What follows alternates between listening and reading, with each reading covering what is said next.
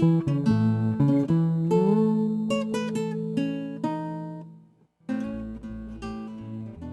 joined the 82nd Airborne in 1948, and I stayed until 1950.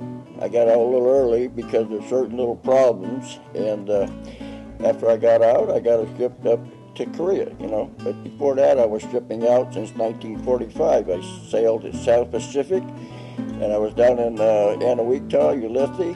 I was a young messman on a victory ship called the Brigand Victory for Alcoa Steamship. And do you consider yourself a patriot? Oh yeah, I consider myself a patriot. I'm no war hero, but I got my ribbons. So we pulled in the little seaport called Sasebo. It's a big Navy base now, but then it was just a one little dock, you know. So we pulled, and as we were going up the river to the dock, the Missouri was coming out of Sasebo. She was sailing for Tokyo Bay to sign the thing the next day. Signed the treaty, yeah? Peace treaty? Yeah, the treaty. You know, the war is over.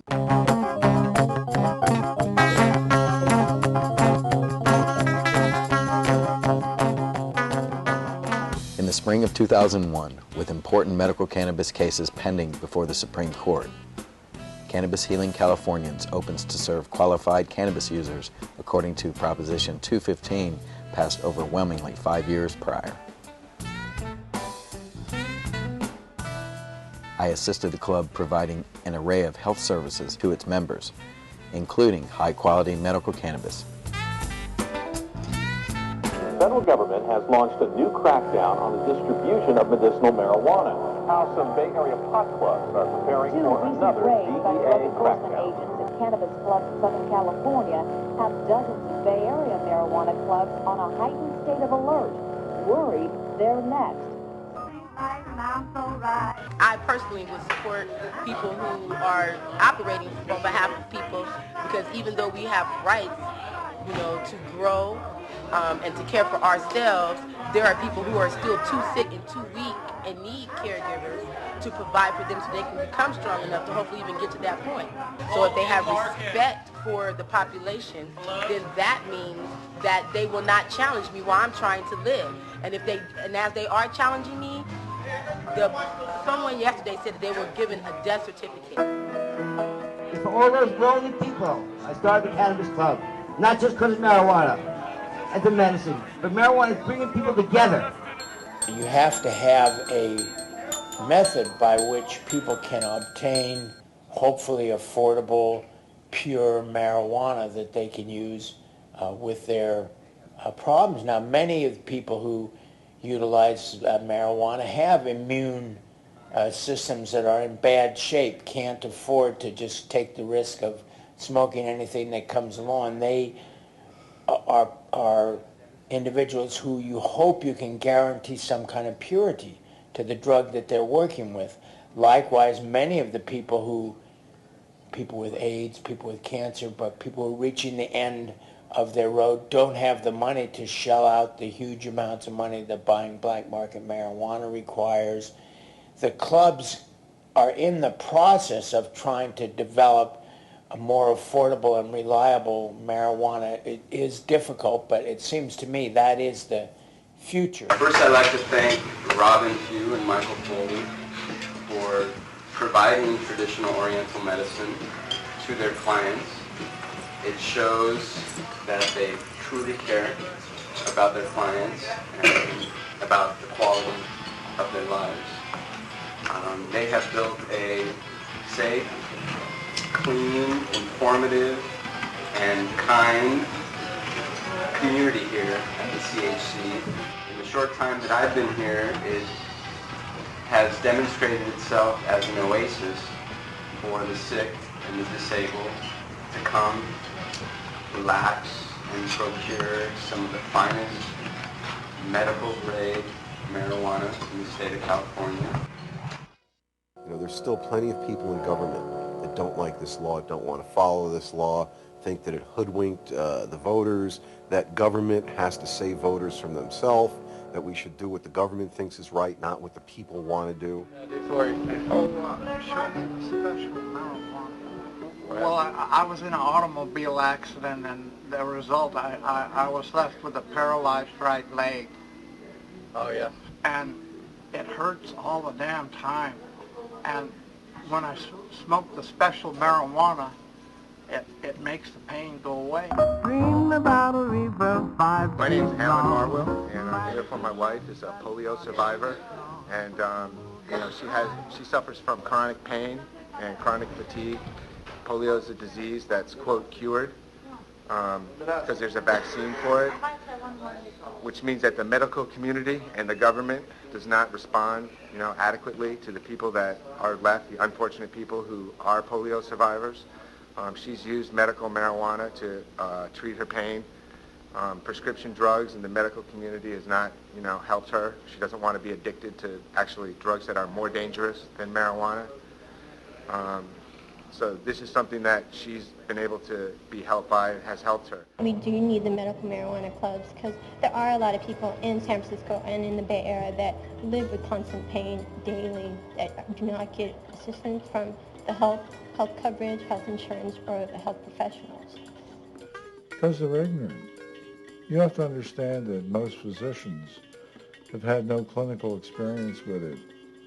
And they're blissfully unaware of its wonderful medical history and its previous uses. A lot of the doctors that specialize in polio have retired. So I get a lot of the new doctors that are telling me that, oh, well, I thought this was cured, this was done, but it's the vaccine that actually gave it to me. So it's just a hard thing. Post-polio syndrome is a condition where certain aspects of the initial infection revisit the individual as he or she enters middle age and may cause significant debility and pain. That cannabis is just a marvelous treatment for it. Any kind of neuropathic pain. After the diagnosis of being HIV positive and starting the treatment that I did with there, I found that cannabis was also helpful. If it were not for these medical cannabis dispensaries or clubs or whatever term we use to recognize them, they have been the heart of providing safe access to people who have a need for these things. If it were not for these facilities, patients would have nowhere to go other than the street. And then going out to the street is a gamble. I was so ecstatic. Why, I didn't even know who Mike and Robin were yet. And the second I saw them, I just knew that we had another home where brothers and sisters can come together and be together and enjoy each other's company and share their medicine. The medicine just makes you point out what's real and what's not real. Because if a person, you know, let's say a person, see, the medicine opens up these channels so that I can connect and do my artwork and be able to open up. The whole part of who I am was to change this human race with the compassion that I'd gotten from all these people. I have never felt such love before.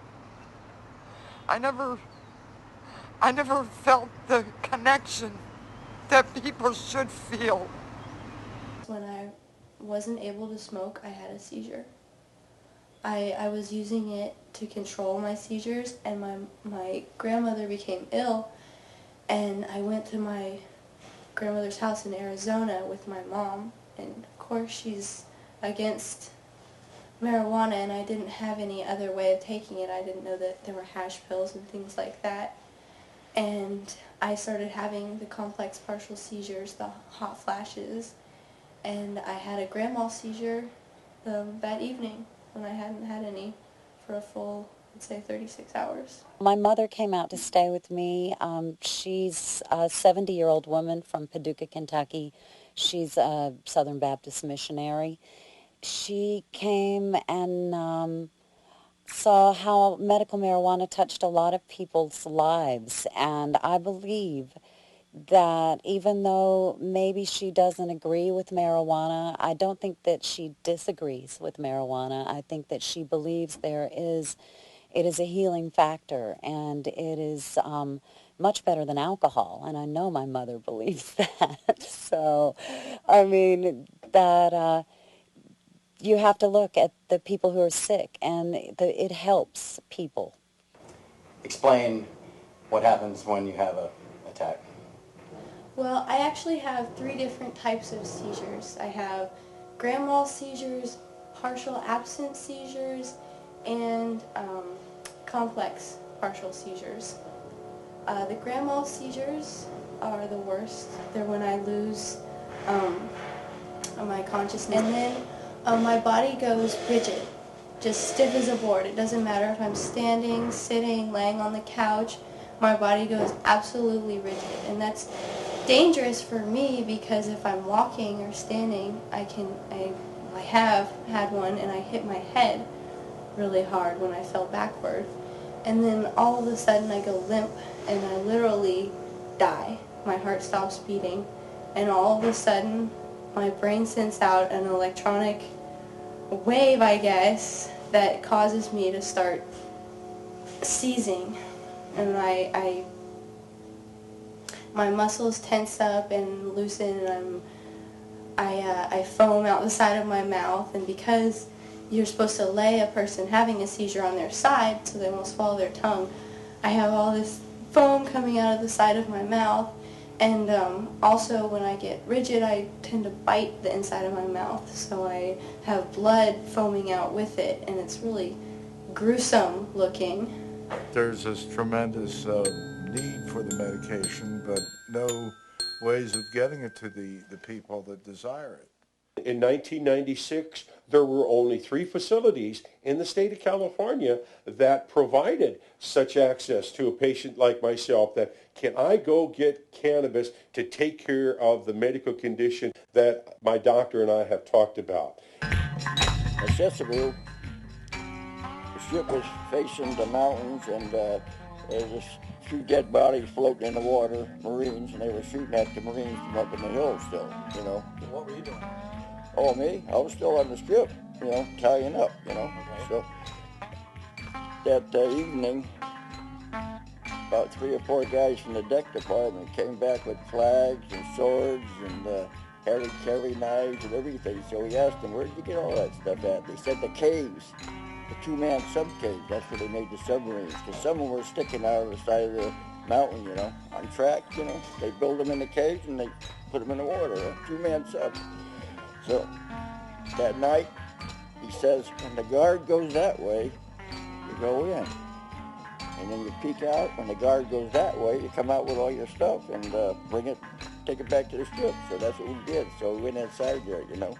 And so, yeah, we're loaded down with everything. And so all of a sudden, this flashlight comes on right in front of us, you know. And it scared the hell out of us. So we didn't know who it was. It could have been some Japs in there waiting, you know, give us the Harry Carey or so anyway, it was a couple other guys off the ships, you know, so they went in and did their thing. I'm me from the moment I wake up because I'm Kitty and I'm proud of who I am. But the medicine just enhances all of that. It brings out, it enriches things and makes things more real and beautiful. And so we have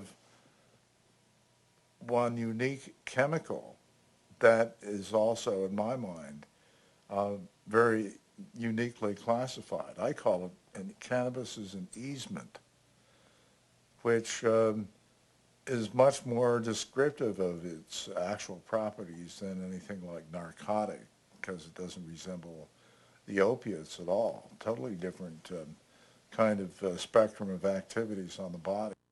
You know how many people die because of aspirin a year? About 300. Here in this nation, 300 people die every year because they take aspirin. Okay, you know how many people die because of cannabis? 0. You know how many people die because of overdose from heroin? About 1,500.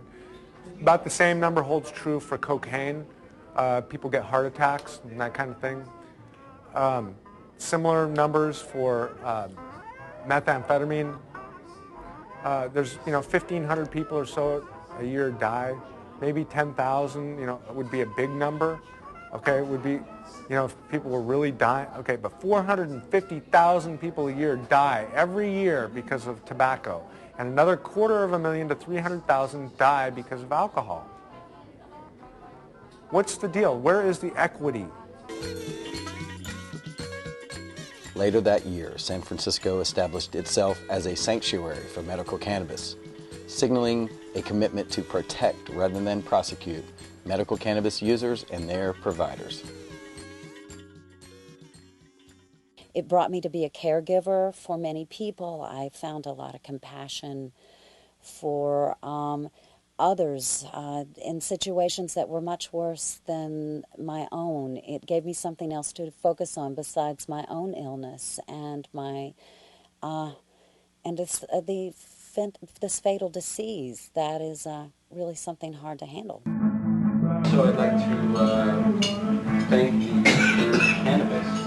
I have studied herbology for many years, and I have yet to come across an herb with so many medical applications and so few side effects, and with so many enemies. If it wasn't for this medicinal herb, so many people would be still suffering enjoying meals.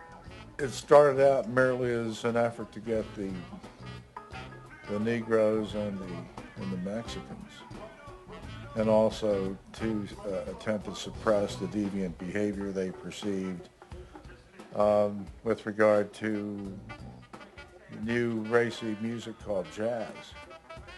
And this is what made them very nervous. Everybody knows somebody who says, look, I use marijuana, I'm not a hippie, it really helps me, it helps me with my glaucoma, it relieves the headaches, it allows me to get up in the morning, it's a beneficial and relatively harmless drug, the only effect of which, if you take too much of it, you go to sleep. What medications do you take for polio? I take a lot of medications, mostly for muscle spasms and sleep. Right now I'm taking amtriptyline for sleep. I had taken baclofen, Effexor, Ultram, Vioxx, Vicodin, Soma for muscle pain. And these are medicines I've taken in the last year and a half to 2 years. Previous to that, I've taken other medication that have not worked for me and have had severe side effects. That would include blurred vision,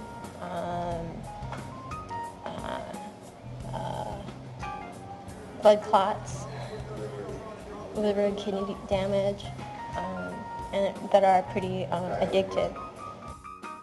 Or the risk of going to jail, it's that whole fear that you have just to get the medicine. It's like living with the fear every day is just ridiculous. I'm already living with pain every day. I don't need to feel like I'm a criminal trying to reduce my pain when no one else is able to help me. My first seizure was actually in 2003. I had taken an antibiotic called Cipro, where the side effects are seizures in rare cases, and so my doctor just thought that I was having a reaction to the drug, but when I continued to have them, then I was diagnosed with the epilepsy.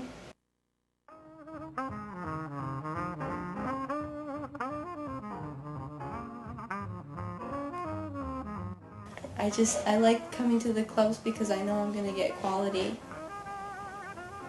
And if without the club, I don't know what I would do if I didn't have the space to grow it or... What about safety? If you were forced to buy it on the street, would you feel safe doing that? No, because I think that buying it on the streets sort of brings you into a circle that's really hard to get out of. And there's people that sell it that are really pushy and you can't get away from them. And you try to, I hooked you up, so you owe me and you have to be my continual customer. There's things like that. What have you been doing? Hanging by a friend? How are you, Ian? Doing good. I believe that today I should like to sample of your very, very best. The train wreck is always stupendous, as I understand it. Right. And on the 6th of this month, I weighed in at 164. Yesterday I went to my doctor and I weighed in at 179, which is 180 is my ideal weight. 15 pounds. It's close to 15 pounds. And everybody is floored. And I am floored because I thought it was only 6 at first. I am now eating the whole thing. And I really the whole dinner. I have, yeah, the whole dinner and more. You want more? Do you know? And I'm 15 pounds in less than a month up. There we go. May I ask you your age? Sure. 36. 36. How long have you been? HIV for 13 years. 13 years. And never really had a problem until this last 2 years. Were you using marijuana the whole time? No. In fact, since high school I haven't. I can tell you my weight loss was also due to a drug problem I had, which is now behind me. Right. But 13 years positive, and I suddenly run into brick walls with my health, and it's a bit scary, you know. So.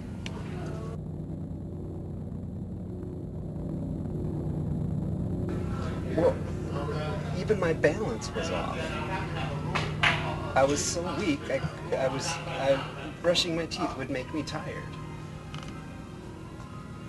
I see. You know, and food is energy, and I was lost. You know, I'd walk to the bathroom, pour a bath, and fall asleep in the tub. Right. I was tired, you know, and I'm already on disability. So I'm thinking with this, now that my weight's back and the drug's behind me, yeah, I'm gonna come back into the workforce. The importance of being able to medicate in a cannabis center is fellowship. It's a relief from the fear and the marginalizations of both criminality and chronic illness. We have people of chronic illnesses of different kinds of diagnoses that when they're able to medicate together, they're essentially able to say, I'm okay, you're okay. And this is tremendously therapeutic. Because just think of what happens to a person that when they become ill, they drop out of the labor force. They become isolated and lonely. Their self-esteem tanks. They think that they're useless and then act accordingly. They become sequestered, and this accelerates their social deterioration and marginalization. At the age of 23, I quite intentionally used cannabis to help me quit a 10-year, pack-a-day cigarette habit, a feat of which I'm most proud. We've all seen, pen caps, and we've all taken a pen and sucked on it at one time or another, and this is too big. We're not going to be able to suck that down into our trachea and choke on it. However, this piece here has been known to be big enough for a child to swallow and choke on. This end was a completely sealed end, and you couldn't breathe through it. But today, because of harm reduction, that's the air passing through the little airway in here, because it's harm reduction to the bottom line of all of these pen companies to not get sued by the parents of these children who were, even though we just said no, don't suck on that pen cap. Just say no, don't suck on the pen cap, because you could swallow it and you could die from sucking on that pen cap. And even though we just say no, and we drive that message home as hard as we can, just say no, they do it anyway. So by chance, when that kid does it anyway, just by chance and they swallow it, they're going to be able to make it to the hospital breathing through that little hole that they put in there, because about 25 or 30 years ago, some parent got upset with this company, or one of the companies that makes pens, and sued them. Well, harm reduction is also when that person is just going to do it anyway, even though we as a society just say no, don't put that needle in your arm, giving them a clean needle and offering them a substitute. That is harm reduction, because even though we just say no, they're going to do it anyway.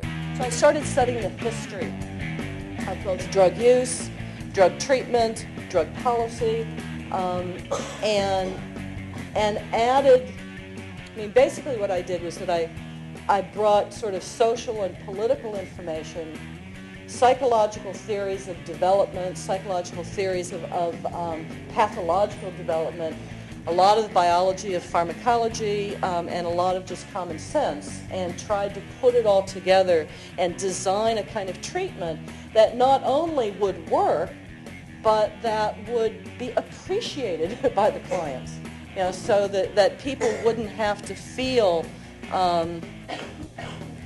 humiliated by their problems in order to get help. And where they could actually choose the nature of their own healing. A couple years ago, my family was faced with a similar problem that a lot of families are probably faced with here in America, which is one of my family members was and is an addict, addicted to hard drugs and fighting it continuously, daily. She has a real problem with methamphetamine. And no matter how much we just say no, don't do it, she wants to do it.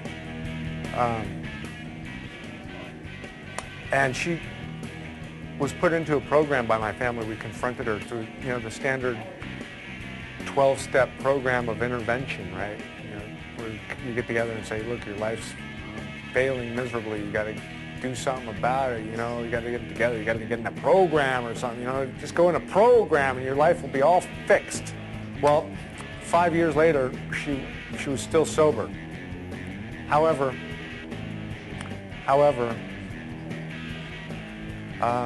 her dog attacked someone about a year and a half ago, and that caused her to have her dog, her life companion, or her companion for several years, put to sleep, which caused her a great amount of grief and stress, and that was a trigger for her to start using methamphetamine again. And this is my point, is that after 12 months, after 12 short months of going into a program, which your life is supposed to be all fixed, that 93% of the people, after 12 months, fail. They go back to using hard drugs or alcohol or whatever it was that was causing them grief in the first place, that was causing their life to go down that road of not a happy place. Well, that means 7% of the people are being helped. 7%. Now, my goal is to work with those other 93% of the people after 12 months. This has been a continuing interest of mine since 1968, when I was a psychiatrist at the Alameda County Alcoholism Clinic and met a lady with terminal alcoholism who confided to me that she didn't need to drink if she could smoke marijuana. And I said, well, who else knows about this? And nobody, of course, because this is an illegal thing. And so at that point in time, we formed a therapeutic alliance and said, yeah, anytime you have the urge to drink, take a puff. And she did, and she healed. She completely abstained from alcohol for the next 5 years of her life before dying of breast cancer. And during that time was able to reconcile with her family that she had totally alienated because of her out-of-control drunken behavior and continuing problems. She was no longer sick. She was no longer on the roller coaster of intoxication and withdrawal. So I wrote this up, and since that time I've been alert for this when people would come to me for recommendation and approval of cannabis, and I have at least 300 in my practice now that that are of the same kind of cannabis substitution as a harm reducer. We started the club and we used it to get off drugs. We all pulled together and helped each other. We used the marijuana to get each other off of drugs and to sober up and stay sober. And the day I started working for the club was the last day I ever used drugs. Marijuana basically takes away my pain, and I have a lot of pain, and so basically it takes away my pain. It gives me an appetite that I definitely have to have.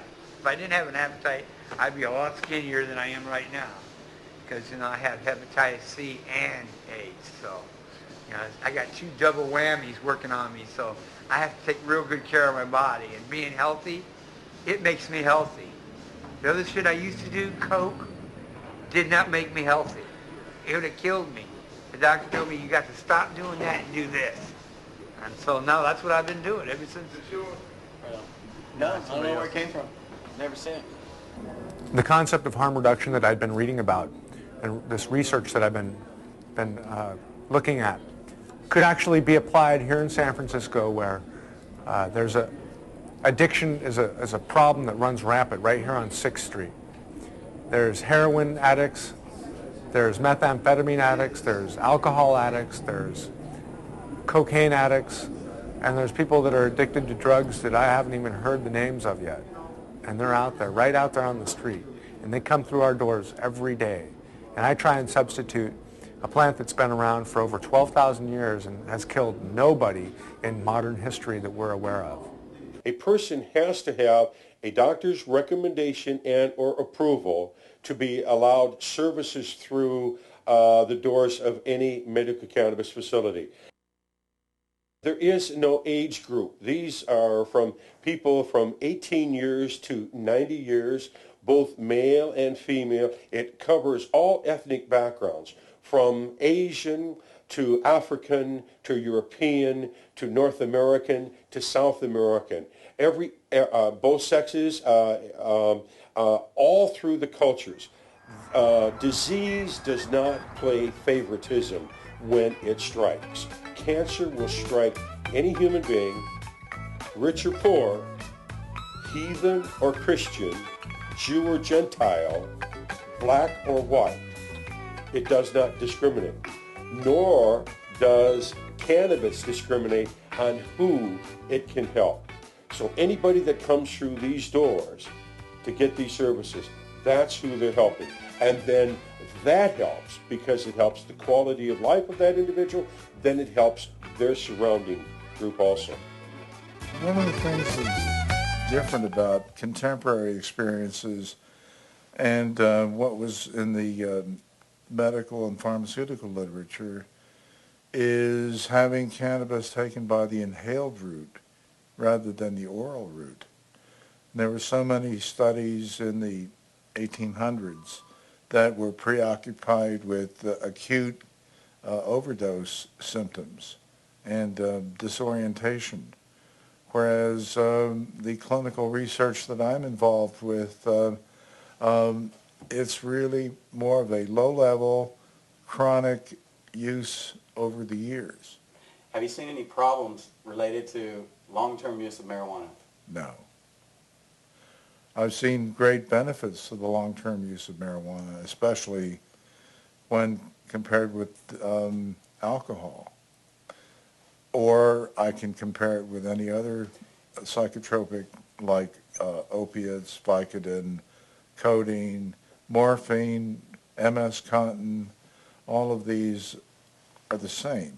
What do you feel about people who say that marijuana is a gateway drug, which seems to me like a fairly outdated term in itself. It is a gateway drug back.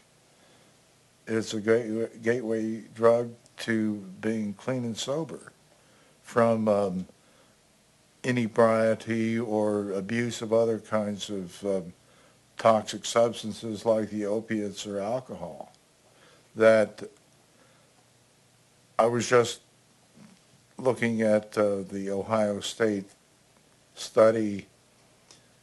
The first clinical conference on cannabis, the Ohio State Medical Society study of 1860, described optimum management of chronic conditions by alternating cannabis and opiates, and this way not having people become physically dependent on the opiates and having a better quality of life with the cannabis. It's kind of like saying, we want orange juice, but orange trees are illegal.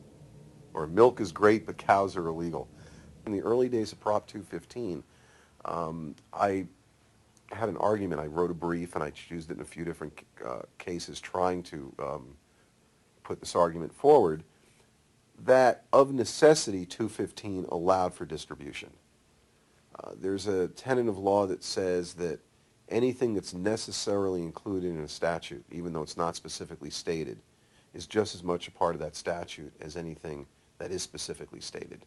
There is a medical community that under 215 is entitled to it and that does need it to alleviate their pain and suffering, and the club movement has made that available, and the club movement has been able to survive by virtue of not putting it in people's faces, by keeping their act clean, by integrating the health module to it, the use of the doctor's recommendations. Some of the clubs give out free food 1 or 2 days a week. They have doctors available for checkups. That aspect of it is all, to my mind, positive and going in the right direction. There's an inference in 215 for distribution. Because if you think about it logically, what did the voters want? Did the voters mean that patients should be able to get their medicine? Or did the voters say patients should have the right to have cannabis, but no cannabis should actually exist? We're seeing the next iteration or the next generation after the diaspora, or maybe the fourth generation. Dennis, at the height of his operation at 1444 Market, trained a lot of people in different facets of the operation, from budroom management, being behind the counter, and trimming things, dealing with vendors, dealing with patients. And even though nothing was really written down, these kinds of experiences were taken to start new clubs.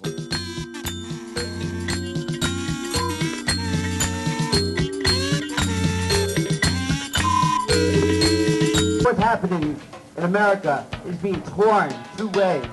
But the force against us are now economic. And you talk about corruption. The marijuana laws have been corrupt from the day they began. I do not want to be a part of a corrupt system, one that victimizes people that need marijuana for medicine. I'd like to tell you why I started the Cannabis Club.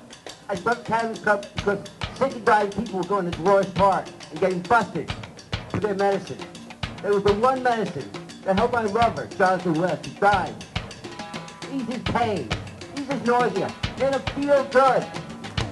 And for all those lonely people, I started the Cannabis Club. Not just because of marijuana as a medicine, but marijuana is bringing people together.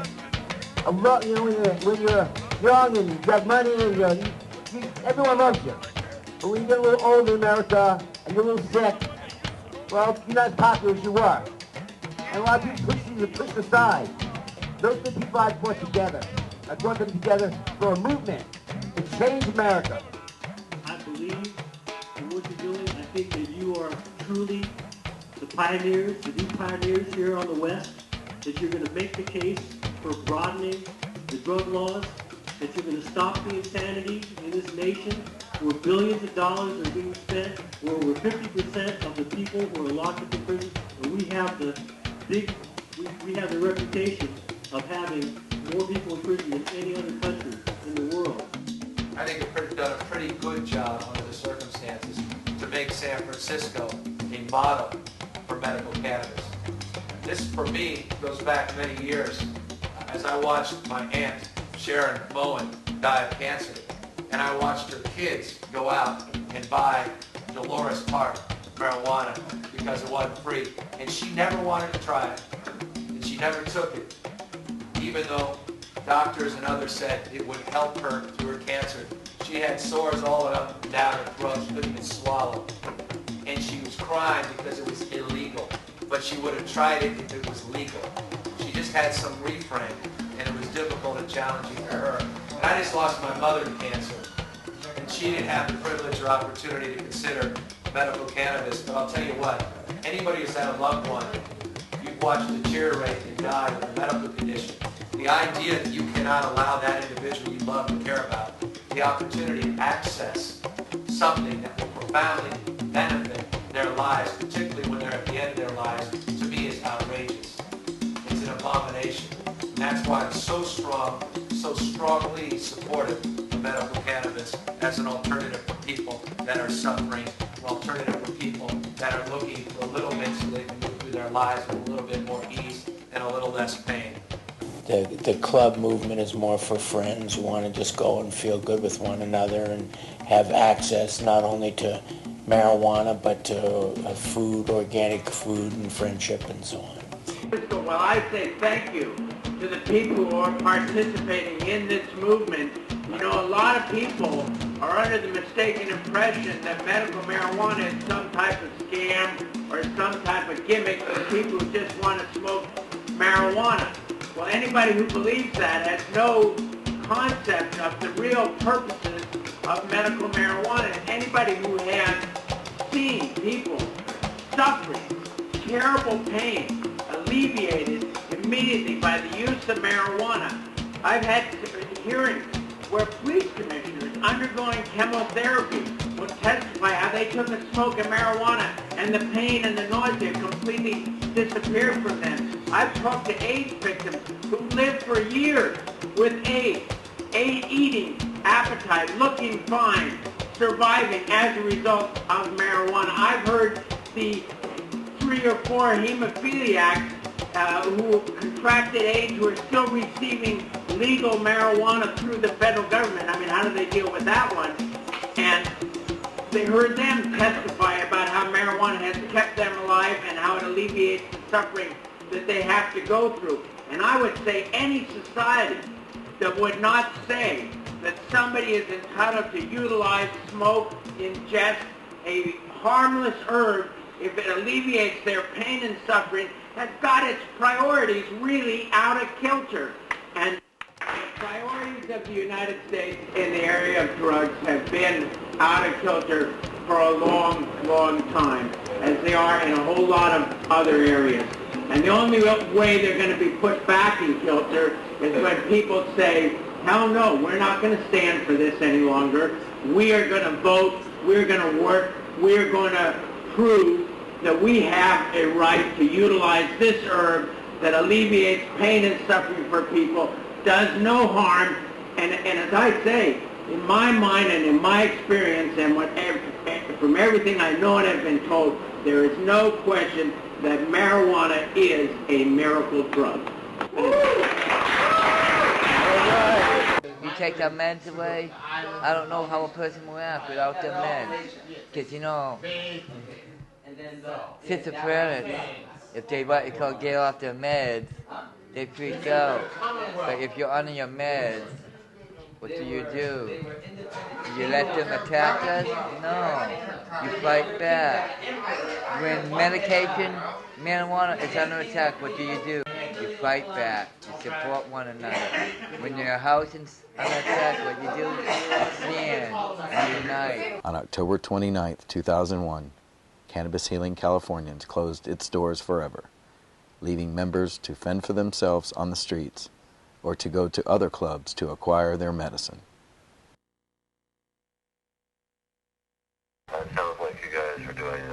much better up there than we are down here in San Diego.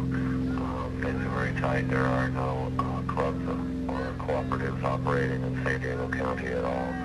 Everything's been shut down through arrest and prosecution. I wish this would stop. Why does this have to happen? Why can't we just be left alone? But we will win. It's a process of social change. And I've been speaking across the nation about everybody here and the struggle that's been going on. Can you help me when I call? The price of liberty is eternal vigilance. Big boss man. The club provides a safe and accessible environment for me to go and pick up my medication. I said the feds are doing seizures across the state. They're acting like the Taliban is in Afghanistan. What we need to do is put a stop on that because we're all Americans and we all have rights. And we all have rights as patients.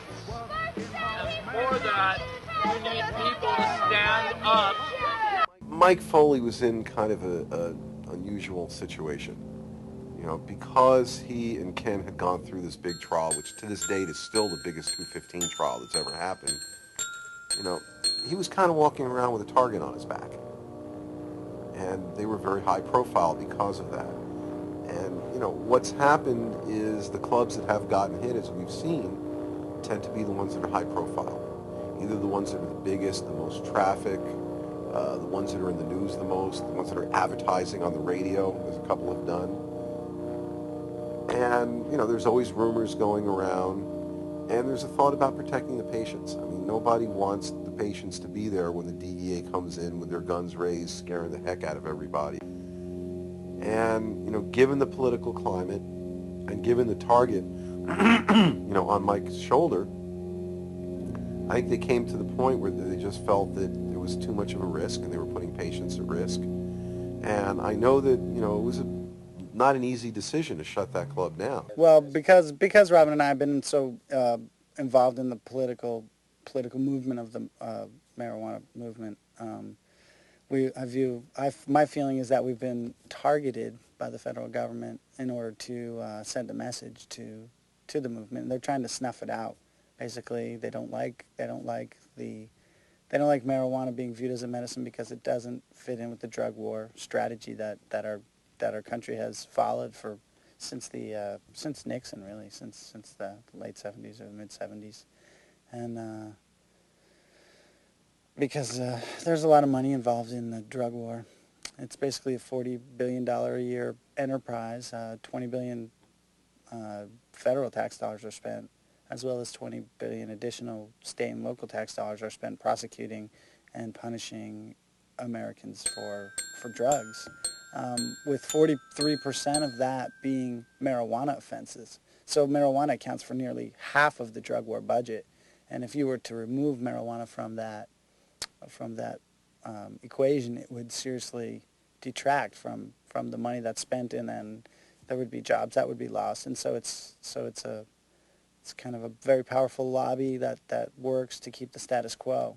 From the inception, when I was at Dennis Peron's cannabis clubs, first one starting right around the corner from his house in the Castro, going to the larger one that was on the transfer, kind of like an old dance hall on top of a bar on Market Street, and then down to the giant club, 1444 Market. August 5th, 1996, getting a call about 6:45 in the morning. Wayne, agents are here at 1444 Market Street. They're raiding our club. And I was sitting at a front window table on the 3rd floor about 10 minutes after 11 that Monday morning. And it was quiet, and tears were running down my cheek because I remembered the week just before that Monday, that this was a busy time of day, and patients were coming in and smiling and saying hello to their friends and getting their cannabis or taking care of whatever they needed to and finding a place to sit. And this building, which was a building of energy and sense and togetherness and love, now said quiet, because some level of government said this or what you were doing was wrong. When 1444 Market closed, everybody shut down, and a lot of people went back off onto drugs, and a lot of people actually killed themselves after that. A lot of people just died, and nobody wanted to do anything. Everybody lost their motivation, and they all had no place to go anymore to be with other people of their kind, because most of the people were loners to begin with, and everybody stayed home, and they were all shooting drugs and drinking and doing whatever things they did at home alone, and they were recluse. But the marijuana brought all these people out, brought them together, and we all healed each other. And when it all shut down, all these people went way back, but I mean, they went further back after the club closed than they were before the club opened. A lot of people just disappeared. And that I don't think anybody should be in prison for using marijuana. Now, when you get into major marijuana smugglers and people with guns and high stakes and everything, then you're in a different area. That are being affected from the suffering immense that this aspect of the body. And I just feel that we are under a government that will consider it suffering.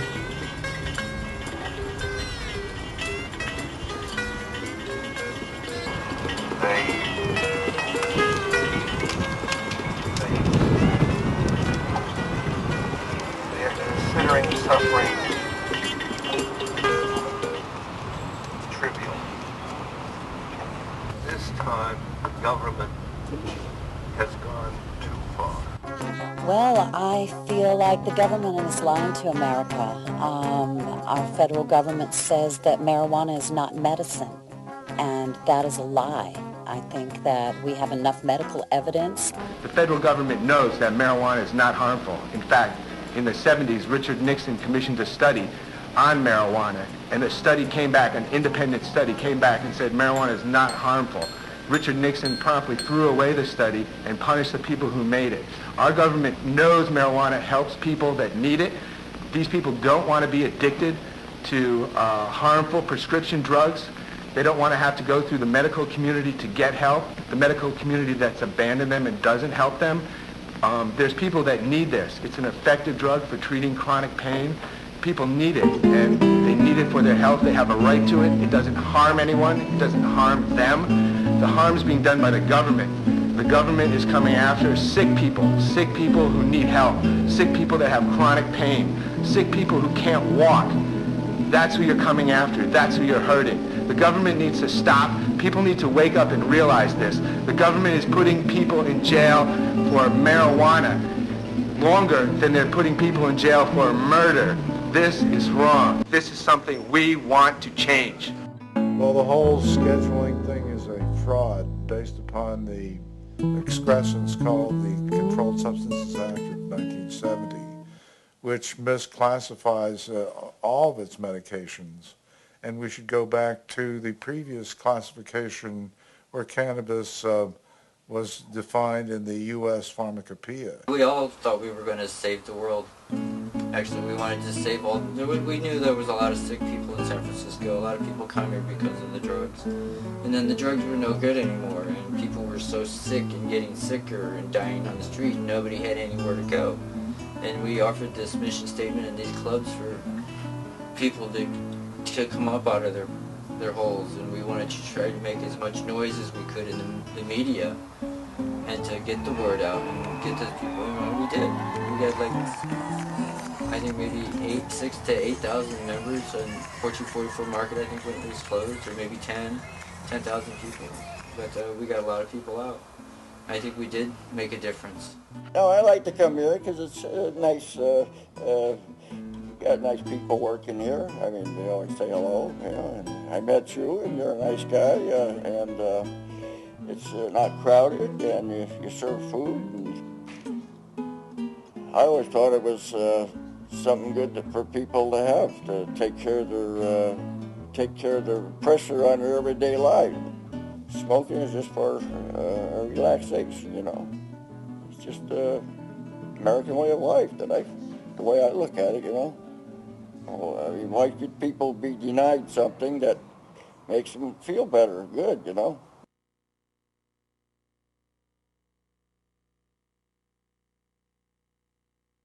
Despite efforts to quash medical cannabis providers and ban dispensaries throughout the state, there remain over 400 cannabis clubs in California, 40 of those in San Francisco.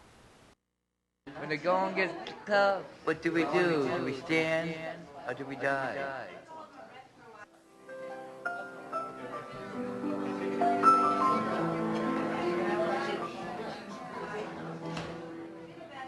What do we do?